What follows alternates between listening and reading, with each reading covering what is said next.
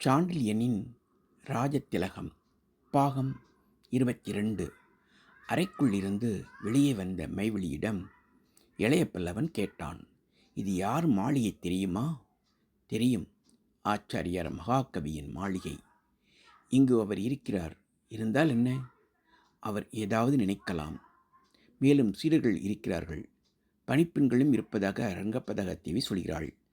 பணிப்பெண்கள் இருப்பது உங்களுக்கு தெரியாதா? எப்படி தெரியும்? நான் நேற்றிரவுதானே இங்கு வந்தேன். அப்படியா? உங்களுக்கு நேற்று இரவில் யார் கதவை திறந்தது? சங்கடத்துடன் பெண் சொல்லாமல் இருந்தான். சங்கடப்படாதீர்கள், ரங்கப்பதக தேவிதான் திறந்திருக்கிறாள். யார் சொன்னது? எந்த மகான் என்னை இங்கு அனுப்பி வைத்தாரோ அந்த மகான் ஸ்ரீ ராமப்புண்ணிய வல்லவர் சொன்னார். இளைய பல்லவனுக்கு குழப்பமாக இருந்தது. அவருக்கு எப்படி தெரியும்? ஒற்றர்கள் சொல்லியிருப்பார்களோ? தெரிந்தாலும் மைவிலியிடம் ஏன் சொல்ல வேண்டும்? பஞ்சனையில் அவன் உட்கார்ந்தான். மைவிழி, வா, இப்படி உட்கார். வேண்டாம், நிற்கிறேன். நான் கேவலம் ஒற்றன் மகன்தானே. மேற்கொண்டு அவன் அவளை வற்புறுத்தவில்லை. அவளிடம் வேறு என்ன சொன்னார் ஸ்ரீ ராமப்புண்ணிய வல்லவர்? நீங்கள் அவளிடம் காவியம் படித்ததை சொன்னார். நான் கற்கவில்லை. கேட்டீர்கள். என்ன கேட்டேன்? 87வது ஸ்லோகம். அவன் அவள் கையை பிடித்து இழுத்து பஞ்சனையில் தள்ளினான்.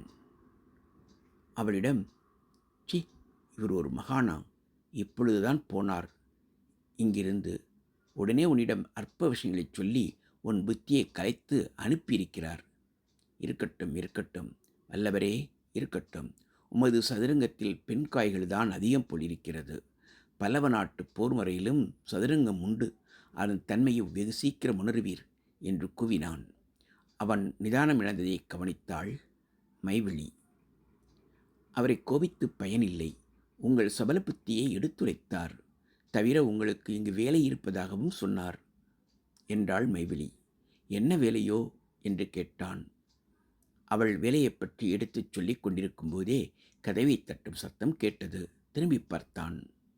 இளவரசியார் உங்களை அழைத்து வரச் சொன்னார்கள் என்றாள் பணிப்பெண். எதற்கு?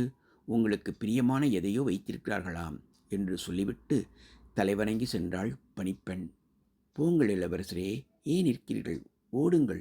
உங்களுக்கு பிரியமான எதையோ வைத்து கொண்டிருக்கிறாள் அவள் என்று ஏளனமாக சொன்னாள் மைவிழி. அவன் சிந்தனையெல்லாம் விக்ரமாதித்தன் போர் மந்திரி ஸ்ரீ ராமப்புண்ணிய வல்லவரை பற்றியே இருந்தது. ஒரே இரவுக்குள் தன் வாழ்க்கையில் ஏற்படுத்திவிட்ட சிக்கல்களை எண்ணி கவலையடைந்தான். மைவிழியிடம் மீண்டும், சரி, ஸ்ரீ ராமப்புண்ணிய வல்லவர் எனக்கு இங்கு ஒரு வேலை இருப்பதாக சொன்னார் என்று சொன்னாயே என்று கேட்டான். ஆம், சொன்னார். தங்களுக்கு ஆசான் வேலை என்று சொன்னார். ஆசான் வேலையா? எதை சொல்லிக் கொடுக்கவோ? சிற்பக்கலை சொல்லிக் கொடுக்க. தாங்கள் ராஜசிற்பி அல்லவா? யாருக்கு சொல்லிக் கொடுக்கவோ? யாருக்கு சொல்லிக் கொடுக்க உங்களுக்கு மிகவும் இன்பமாய் இருக்குமோ அவர்களுக்கு. தன்னை மறந்து ரங்கபதாக தேவிக்கோ என்றான். அவளுக்குத்தான் என்று எப்படி உங்களுக்கு தெரியும்? ஊகித்தேன். இன்பத்தை ஊகிக்கும் சக்தி உங்களுக்கு அதிகமாக இருக்கிறது என்றாள்.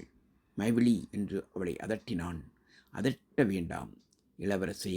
இப்பேற்பட்ட அழகி உங்களை ஆசானாக ஏற்க நீங்கள் கொடுத்து வைத்திருக்க வேண்டும். அதுவும் எதிரியின் மகள். அவளை நீங்கள் வளைத்துவிட்டால் போரிடாமலேயே உங்களுக்கு உங்கள் அரசின் ஏதாவது ஒரு பகுதி திரும்ப கிடைத்தாலும் கிடைக்கும் என்று விஷமத்துடனும் ஏளனத்துடனும் மைவிழி சொன்னாள். மைவிழி தன்னை பற்றி ஏதோ தவறாக நினைக்கிறாள் என்பதை எண்ணி அவளை சமாதானப்படுத்த அவள் தோள் மீது கையை வைத்தான்.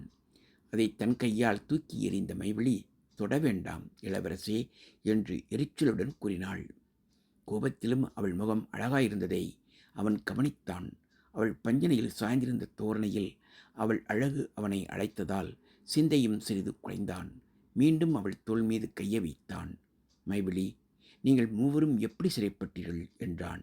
அவன் ஸ்பரிசத்தால் அவள் உணர்ச்சிகள் பெரிதும் சுழறச் செய்தன. மீண்டும் சுயநினைவுக்கு வந்த அவள் அவன் கையை தூக்கி எறிந்தாள். ஓஹோ, உங்களுக்கு எங்களை பற்றியும் கவலை இருப்பதாக தெரிகிறது. கேட்பதற்கு பதில் சொல். உங்களை சிறை செய்ய எத்தனை பேர் வந்தார்கள் என்று அதட்டினான். எங்களை சிறை செய்ய வீரர்களே வரவில்லை என்று வெறுப்புடன் சொன்னாள். அப்படியானால் விளக்கமாகச் சொல். நீங்கள் எங்களை சத்திரத்தில் விட்டு சென்றீர்கள் அல்லவா? தொடரும்.